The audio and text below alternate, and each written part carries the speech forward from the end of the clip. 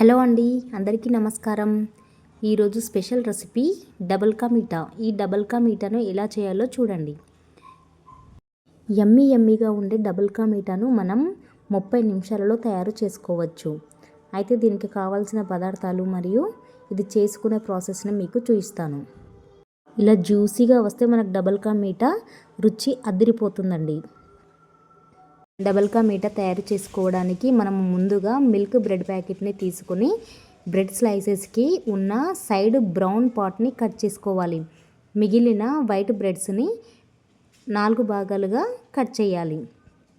నేను ఇక్కడ 14 బ్రెడ్ స్లైసెస్ని తీసుకున్నాను. ఆ 14 బ్రెడ్ స్లైసెస్ని అన్నింటినీ కూడా ఇలా సైడ్ ఉన్న బ్రౌన్ పార్ట్ని కట్ చేసి వీటిని మనము నెయ్యిలో కానీ ఆయిల్లో కానీ వేయించుకున్నప్పుడు అవి ఎక్కువగా పీల్చుకునే అవకాశం ఉంది. కనుక వీటిని ఒక 1.5 అవర్ పాటు ఫ్రిడ్జ్లో కానీ ఎండలో కానీ ఫ్యాన్ గాలికి కానీ ఆరబెట్టుకోవాలి. ఇలా ఆరబెట్టడం వల్ల బ్రెడ్ స్లైసెస్ క్రంచీగా క్రిస్పీగా అవుతాయి. ఆరబెట్టకుండా డైరెక్ట్గా బ్రెడ్స్ని డీప్ ఫ్రై చేస్తే బ్రెడ్ స్మూత్గా ఉంటుంది కాబట్టి మనం డీప్ ఫ్రై చేసేటప్పుడు అంతా విరిగినట్టు అవుతుంది.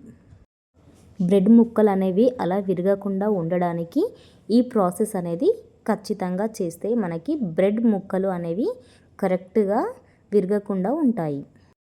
ఇదే ప్రాసెస్లో మిగిలిన బ్రెడ్స్ని మొత్తం కట్ చేసుకోవాలి. ఇదిగో మొత్తం బ్రెడ్స్ని కట్ చేస్తే నాకు ఇన్ని పీసెస్ వచ్చాయి. చూడండి, వీటన్నింటినీ ఒక 1.5 అవర్ నేను ఎండలో పెట్టుకుంటున్నాను. డబుల్ కా మీఠాకి మరింత టేస్ట్ వచ్చేది డ్రై ఫ్రూట్స్. అందుకోసం బాదం 20, జీడిపప్పు 20, కిస్మిస్ 30 తీసుకున్నాను. బ్రెడ్ స్లైసెస్ని 1.5 అవర్ ఎండలో పెట్టిన తర్వాత ఇలా క్రిస్పీగా క్రంచీగా సౌండ్ వచ్చేలాగా ఉంటుందండి. అంత క్రిస్పీగా అయినాయి. వీటిని ఇంకో చిన్న బౌల్లోకి తీసుకున్నాను.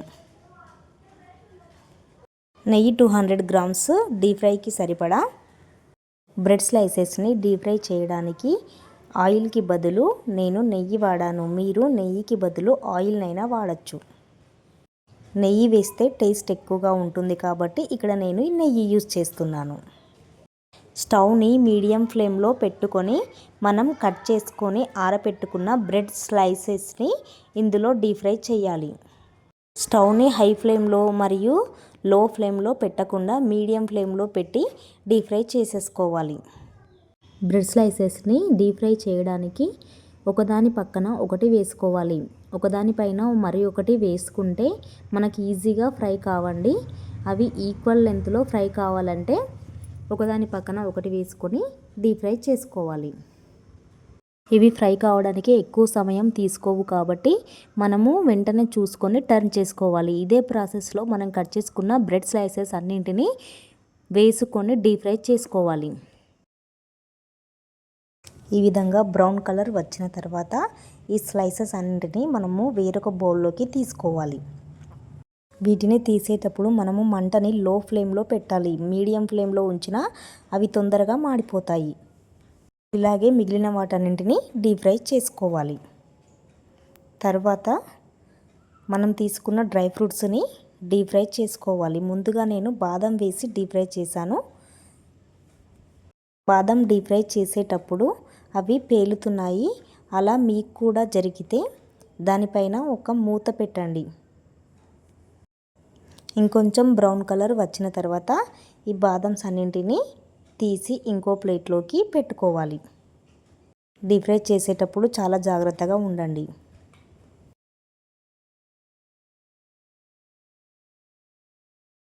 తర్వాత కాజు వేసి డీప్ ఫ్రై చేసుకోవాలి. అవి తొందరగానే బ్రౌన్ కలర్ వస్తాయి కాబట్టి హై ఫ్లేమ్లో మంటని ఉంచుకోకండి. ఓన్లీ లో ఫ్లేమ్లోనే ఉంచుకొని ఈ ప్రాసెస్ అంతా చేయండి. డ్రై ఫ్రూట్స్ మీ దగ్గర ఇవి కాకుండా ఇంకా వేరేవి ఏవున్నా వేసుకోండి.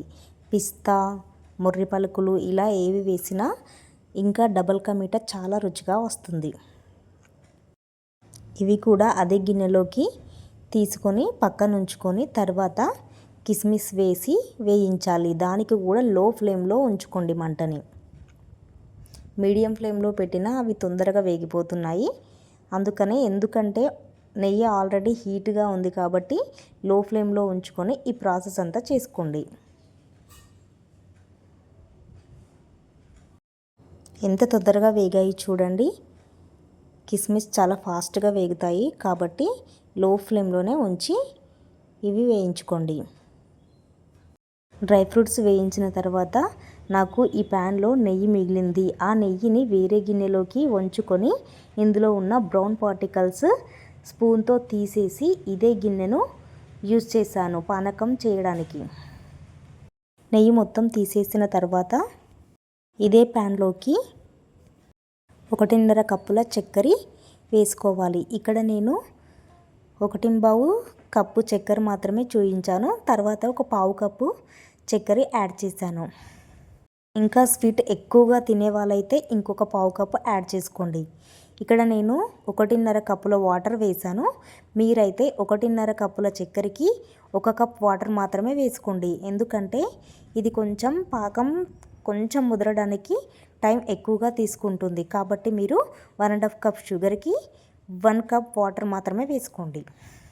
మంటని హై ఫ్లేమ్లో పెట్టుకొని పాకం వచ్చే వరకు కలుపుతూ ఉండాలి. పాకం ముదరకుండా లేత తీగ పాకం వచ్చే వరకు మాత్రమే ఈ పాకాన్ని మనము కలుపుతూ ఉండాలి. లేత తీగ పాకం అంటే మనకు కలుపుతూ ఉన్నప్పుడు పైన ఇలా నురగగా వస్తుంది. ఇలా నురగగా వచ్చిన తర్వాత ఒక 5 మినిట్స్ ఉంచితే మనకు పాకం కరెక్ట్గా ఉంటుంది. పొయ్యి పైన పాకం చేసుకుంటూ మరో పొయ్యి పైన 1/2 లీటర్ పాలను తీసుకొని బాగా మరిగించుకొని పక్కన పెట్టుకోవాలి. ఒకవేళ ముందుగా మరిగించుకున్న వాళ్ళైతే ఈ ప్రాసెస్ అవసరం లేదండి. మరిగించుకొని వాళ్ళు మాత్రం సైడ్కి ఇంకో పొయ్యి పైన పాలు పెట్టుకొని మరిగించుకోండి.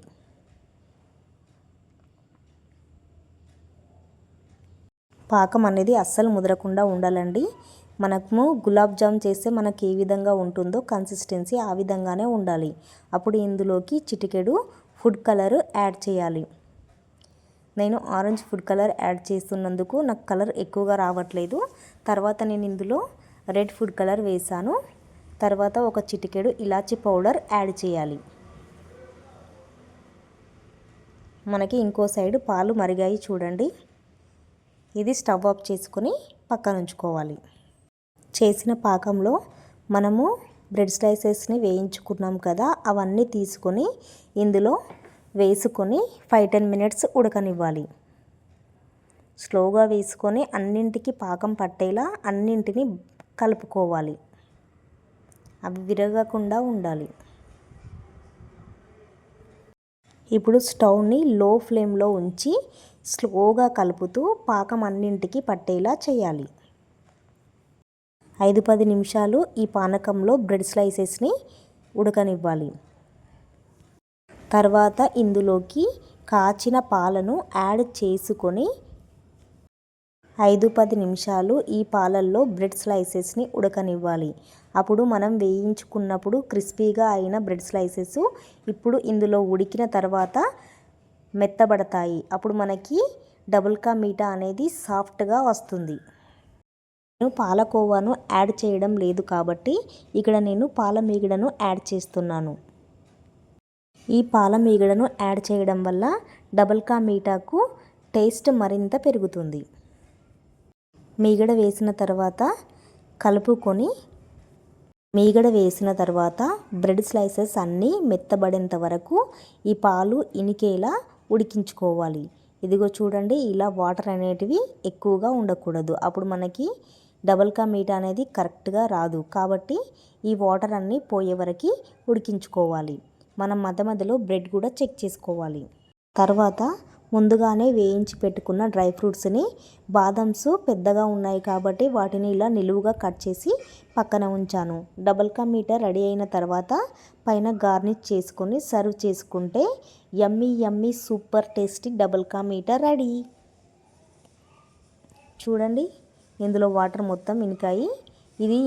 ఈ వాటర్ ఇనికిపోయే వరకు మీరు డ్రై ఫ్రూట్స్ అనేటివి కరెక్ట్గా సెట్ చేసి పెట్టుకోవాలి. తర్వాత మనం వేయించిన డ్రై ఫ్రూట్స్ని పైన గార్నిష్ చేసుకొని స్టవ్ ఆఫ్ చేసేయాలి.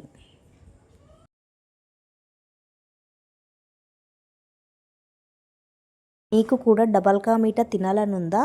అయితే ఈ వీడియో చూసి డబుల్ కా మీఠాను ఈజీ ప్రాసెస్లో చేయండి. చూడండి, ఫైనల్ టచ్లో డబుల్ కా మీఠా ఎలా వచ్చిందో. మనం స్పూన్తో తీస్తే ఇలా పీసులు పీసులుగా రావాలి. మనం ఎక్కువగా కలిపితే అది విరిగిపోతుంది. కొంచెం తక్కువగా కలుపుకోండి మీరు కూడా, అప్పుడు మీకు కరెక్ట్ షేప్ అనేది వస్తుంది. ఇక డబుల్ కా మీఠాను సర్వ్ చేసేసుకుందామా. మా పిల్లలకైతే నేను చేసే డబుల్ కా మీఠా చాలా ఇష్టమండి. మా ఇంట్లో అందరికీ స్వీట్లే ఇష్టమండి, కాబట్టి స్వీట్ ఐటమ్స్ అంటే చాలా ఇష్టంగా తింటారు. మీరు కూడా డబుల్ కా మీఠా తినాలనుంటే ఈ వీడియో కరెక్ట్గా చూసి చేసేసేయండి. మీకు ఎలాంటి డౌట్స్ ఉన్నా కామెంట్ బాక్స్లో కామెంట్ చేయండి, నేను రిప్లై ఇస్తాను. ఇందాక డీప్ ఫ్రై చేసుకున్న డ్రై ఫ్రూట్స్ అన్నీ పక్కనే ఉన్నాయి కదా, వాటన్నింటినీ ఈ డబుల్ కా మీఠా పైన గార్నిష్ చేసుకుంటే చూడటానికి చాలా సూపర్గా ఉంటుంది అండ్ తినడానికి కూడా టేస్టీగా ఉంటుంది. చూసారు కదా, ఈరోజు ఈ వీడియో నచ్చితే లైక్ చేయండి, షేర్ చేయండి, సబ్స్క్రైబ్ చేయండి. Please subscribe my channel.